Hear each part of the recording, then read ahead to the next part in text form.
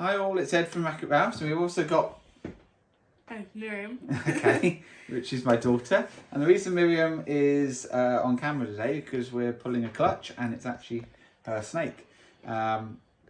So we're quite excited about that. It's the Thursday 27th of April. Thursday 27th of April. It's my birthday just by chance, and those that have just seen the previous video will have seen us setting up an egg box ready for this clutch. It's quite an exciting clutch. We're quite excited about it because it's actually going to give us our first visual recessives that we've bred. So what was the pairing? Can you remember, Miriam? The names or the Alright, genes? well, any of it. I know it's Thor and Yelena. Okay, so Thor, we actually have here. What is Thor? Something lavender. So he's a Lavender Albino. Here he is. He's quite pale, and we actually wonder if he might have pastel in him as well, possibly. But he's a Lavender Albino. I don't suppose the camera's going to pick up probably on the iridescence sort of around the edges, probably. It shows better in another lavender we've got that isn't as sort of pale. But Thor is he's coming up 3 years old. This is the first clutch that he'll have sired. Yeah, he's a lovely boy. No, he is 3 years old. He is 3 years old, about 3.5 years old. We brought him in from Europe, and this is him. Let's just get a weight on him just so we can see what he's weighing. If he'll stay on there, I don't know if the cat went off. Just turn it off. Let's just, what I'll do is I'll put it on there and then we can get a weight. There you go, mate. So he is 1307. So good weight for a breeder male, just over 1300 grams. He is, as I say, a visual Lavender Albino. Possibly with pastel, but most importantly, he is 100% het pied as well. So that's Thor, and that's the dad to this clutch that we're about to pull. Okay, so under here we've got Yelena, who we've covered up just to keep her a bit calmer. She's actually been pretty good. And this is, as we say, Miriam's snake. So what is Yelena, Miriam? Lavender. Such and such. So she's a fire cinnamon lavender albino. So because the males Thor is a visual lavender, all of them will be lavenders, with fire and cinnamon certainly in the mix, like we said. Possibly possibly pastel as well. She's first time mum. She didn't get quite as heavy as we'd wanted, really. Her maximum weight was 1870 grams, so 1,870 grams. I'd like them to go over 2,000 ideally. And so you can see she has lost, I'm sure, a lot of weight. She's looking pretty skinny now, because I think she's given us a clutch of 7 eggs here, but we will see. So, Miriam, you wanted to try and pull her from the eggs, yeah? Yeah. You don't need that. Oh, you're wanting that just for in case she goes for you. So that's fine. She'll probably be fine. If you go for the tail. Tail? Yeah, She's already in her head round there. Yeah. You got to unhook. You go for the tail. You have to unhook the tail first. Can I just go round? She's wrapping up again. Yeah, but she's more like that. Okay, that's. Do you want me to do it? No. Right. There you go. Right. So, there we go. So we're going to try and get a weight on her. We record everything on Husbandry Pro. Like I said, she was 1,870 last time. What? A maximum weight? What's that? 1,160. Yep.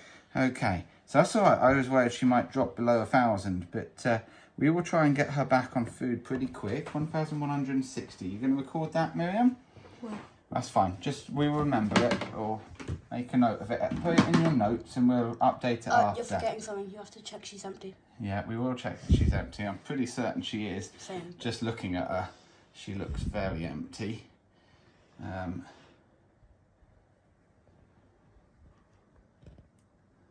you can see here like the concave there, all the way down.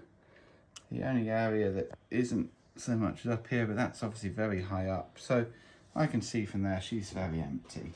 So we're going to put her in here, just if you show her going in there, Ruben. So what we've got in there, we've put her just in some lukewarm water at the minute. We are going to give her a bath. I used to put some soap suds in there first of all, and then really good pointer came from Rob Balclough, that actually, of course, she may well have a drink. She may well be quite dehydrated from having gone through this incubation period. You can see she's had water there all the time, but she may, not incubation period, her period of producing the eggs. So she may well have a drink there. So we're going to leave her there for 10 minutes or so while we're pulling the eggs. What was the weight? 1,160, wasn't it? 1,160. So, looks to me like you can see, we've got 7 good eggs there by the looks. Okay, and what we're going to do, we're going to pour them. We're going to first of all try and get a weight on the eggs collectively. Okay, so this one's already detached. We've got a couple of rollouts, so put those in there. Well, no, one, that was a rollout, and a couple that are detached already. Good. And then we've got 5 together, Ruben. Let's see this. No, okay, they're going to come, they may well come away. We've got to be really careful how we pull them. First of all, Miriam, the thing to do is to just try and lift them all, first of all, off the bottom. Good, they're all coming together away fine. And then we're just, the way to do it is to gently go backwards and forwards. Okay, let's see. They sort of get glued a little bit. But you see how it's just gradually coming away. You've just got to be really gentle. Do you want to do it like that more? We could get the collective weight on them actually first. Let's just do that. Let's just get the collective weight on them. Do you want to do it? So let's get the collective weight, which is 573, okay? So if you get that, so that's the weight of the eggs, because we will add that on to the box weight. So 573 grams, that's 7 eggs. Normally they'd be about 100 grams each, so it's actually a little bit under what we'd expect. But they look all healthy. What we need to do is to try and get these eggs apart, and we're then going to try and candle them. That one's nearly off. Just got to be, there you go. So that one's separate. What we're going to do, you keep trying to do those, and we'll bring the egg box in that they're going to go into.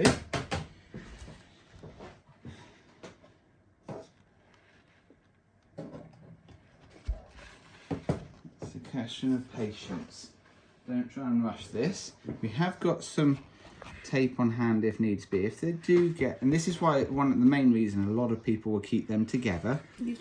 But like I say, we do like to try and have them in the box. These were laid 4 or 5 hours ago, so it might be that these ones actually we keep together. That bit's easiest. You don't want to risk.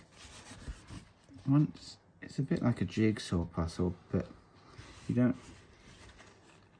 That's probably the way to do it. I think we might just keep those ones together. They can all sit there fine together in the egg box. So what we need to do is to get them on the thing. We're going to try and we'll just put them here. Let's get the 4 together first, shall we? So they can go like that. It'd be fine like that. Okay. That's fine. Now, what we need to do is to try and candle these. So, Miriam, if you've got your phone torch, we're going to just hit the lights as well. So if you hit the lights after all these curtains, try and get the as much of the light in the way. We are in the middle of the day here, so it's we're not going to be able to get rid of all the light, but we want to try and candle them.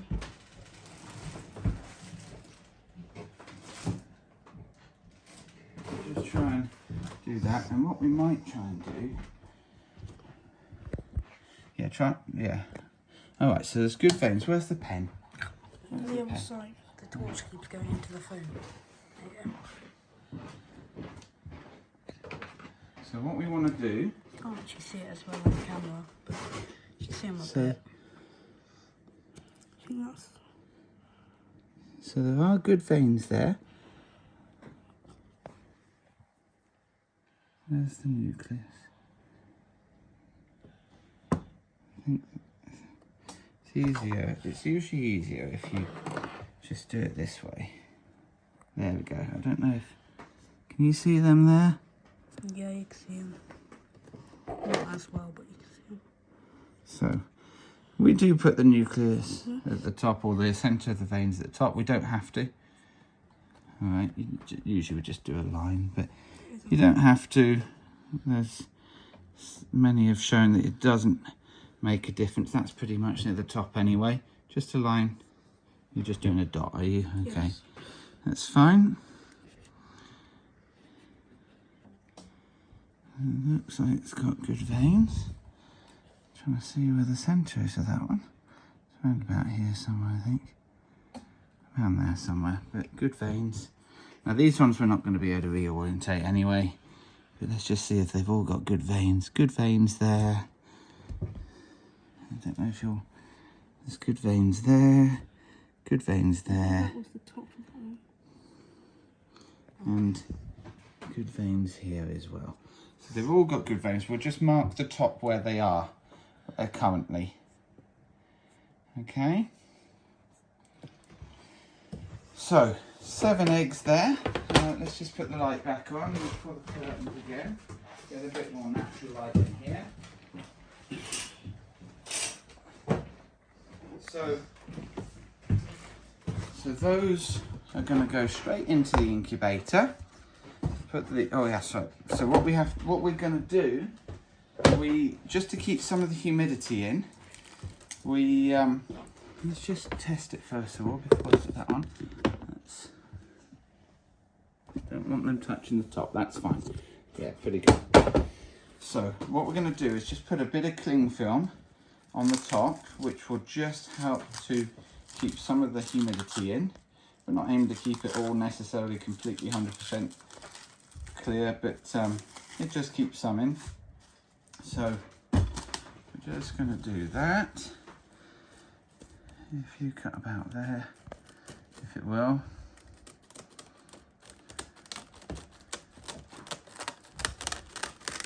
Good.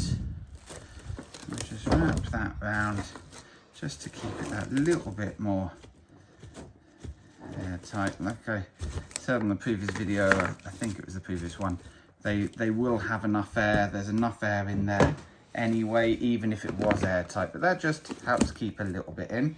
And these are going to go straight into the incubator now. We'll get those in there, and in approximately 60 days we will get some eggs pipping. But looks like we've got 7 good eggs there. Should have said, I don't know if we did, that mum is 50% het for pied. Dad is 100% het pied. So if she proves out, there is, because everything will be lavender, there is a 1 in 4 chance of getting a pied as well, which means as everything's lavender, a 1 in 4 chance of getting a dreamsicle, which is what you want really, isn't it? Yeah. You want a dreamsicle, which would be great. We've got 7 eggs, so if she proves out, let's hope for 2. But we will see. Even just 1 would be great. It would prove that she's het. So we're going to put those straight in the incubator, and then we will come back and we will show you just the cleaning up of mum and making sure she's all okay. Okay, so back with mum, Yelena, and the most important thing for her now is to try and get her back onto food. So she's been in here in this water for probably 10-15 minutes now, 15 minutes probably. So she may well have had a drink. She may have taken in some fluid by osmosis as well. But what we need to do most importantly is get as much smell off of her as possible. Now, don't get me wrong, I can't smell that she's anything, but she certainly will. Snakes have an incredible sense of smell. She will be smelling those eggs, and she will be wanting to get to them. And so what I've just put in is just some soap, just normal hand soap, squirty soap there. You can see there's a little bit of bubbling there. And what we're going to do is just try and properly get this onto her, washing her off, properly cleaning her. Doesn't matter if she goes under the water, that's fine. And we're just trying to wash off. Do you want to do some of this, Miriam? Little snake? No, you're not bothered about that. So we're just properly cleaning her because this is going to help to get rid of the smell. It's really important to get rid of that smell of any eggs. Because if she can smell the eggs, she is far less likely to eat. We want her eating as soon as we can. Normally, with the 5 clutches we had last year, 4 of them ate on first time of asking afterwards. So within a week, and in one case, within a couple of days of laying, she ate. The only one that didn't eat was actually the one clutch that we had as a dud clutch that completely slugged out, and she took about a month to get back onto food, and I suspect part of that was because she obviously hadn't produced a viable clutch and was still basically in maternal mode, trying to wanting to reproduce, and she did take some time to get going again, but she hadn't lost as much weight because it hadn't been a viable clutch. She had 7 slugs. So this girl, obviously 7 good eggs. You can see she's lost a lot of weight. You can see that the spine is protruding there. That's quite normal. These snakes really bounce back quickly. Don't get too worried as long as you can get them on food reasonably quickly. But you can see she's skinny. You see her skin there sagging a little bit there, all creasing. That's because she has been stretched out from the eggs, and now they've gone, and you know, she's put a lot of energy into producing 7 good eggs where she wasn't the biggest of first-time breeders anyway. So we've been giving her a good wash there. What we're going to do is we're going to just leave her in there for another, I don't know, 5-10 minutes, something like that. Get any smell off. And in the meantime, we're going to then go and sort out her container. So this is where she's been. She's been in here. You can see her details. This is a QR code and what she is there. But what I've got is I've got another tub exactly the same as this, but a completely new tub, never even been used by any snakes. So we're going to go and put her, that new tub is going to become her tub. There will be smell of her and her eggs in here. We want to be able to get rid of all of that. And we are going to put her in a new tub. She'll get, she'll probably have the same bowl, but we're going to thoroughly clean that. We'll get her some new bedding there, some new substrate in the form of some new paper towels. We're going to see to that now so that then she can go straight into a brand new tub that has never been used. So this is our incubator. You can see down here is the clutch we've just put in. This is a Herp Exotics incubator. You can see it contains 6 of those 5-litre rubs. And then at the top here, we've got the thermometer. So we've got it set to 31 degrees Celsius, that is. There is slight variation. There's another thermometer there. I don't know if yeah, you can see it. So that shows a higher temperature. And what I will do as well, if I just open it up, and we will see down here, that's showing 88 degrees, 88.2 degrees. So we try and keep it around 88, 89 degrees. Don't want it going over 90. And actually I suspect it's actually a little bit closer to the 89 than the 88 there. We've got various different temperature readings there, and this will adjust it. If it goes more than 0.3 of a degree either way, it will adjust it accordingly. So that's them in the incubator. So as you can see, so we incubate at 31 degrees Celsius or about 88 Fahrenheit. I suspect it's slightly higher than that in the incubator that we have, despite those temperature readings. We've got 3 different. I suspect that one that's showing a bit higher temp is probably closer to it in our incubator. We've kept it at those temperatures last year, and each time they pipped at about 58 days, 57, 58 days. So really good success. We only had one with a deformity, and I don't think that was an incubation issue. I think that was a genetic issue, because it was a clutch of 5. The other 4 were all absolutely fine. And everything else was fine last year. We had 23 eggs, 22 that were perfect, and then that one with a deformity that never made it out of the egg. But anyway, so there's clutch number 1 landed here at Racket Rouse of the season. Clutch of 7, first time breeder, really delighted with that. They're all going to be lavenders, and let's hope, keep fingers crossed, that she proves out at Pied and that we get 1 or 2 Dreamsicles maybe. See you next time. If you've got any comments, just drop them in below. We try to reply to everything. Really appreciate your support. And if you're new to the channel, don't forget to like, share, subscribe, and we'll see you next time. Cheers all. Bye bye.